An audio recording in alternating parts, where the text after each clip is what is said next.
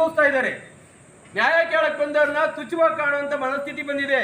ಹಾಗೆ ಒಬ್ಬ ಕಲಾವಿದರು ಕೂಡ ಶ್ರೀಸಾಮಾನ್ಯರು, ಅವ್ರಿಗೂ ತನ್ನದೇ ಆದ ಗೌರವ ಇರುತ್ತೆ ಅನ್ನೋದನ್ನು ಅರಿಯದೆ ತಾವು ಒಂದು ಪ್ರದರ್ಶನ ಮಾಡಲಿಕ್ಕೆ ನಾವು ಮನವಿಯನ್ನು ಸಲ್ಲಿಸೋ ಮುಖಾಂತರ ಒಂದು ಪರವಾನಗಿ ಅಥವಾ ಒಂದು ಒಪ್ಪಿಗೆ ಪತ್ರ ಪಡೆಯೋದಕ್ಕೆ ಬಂದಂಥ ನಮ್ಮ ಕಲಾವಿದರುಗಳಿಗೆ ದರ್ಪ ತೋರಿ ಸುವರ್ ಅಂತಾನೆ ಇಂತಾನೆ ಅಂತ ತುಚ್ಛವಾಗಿ ಅವರು ಲೋಕಲ್ ಭಾಷೆನೇ ಬಳಸಿ ಒಬ್ಬ ಕಲಾವಿದನಿಗೆ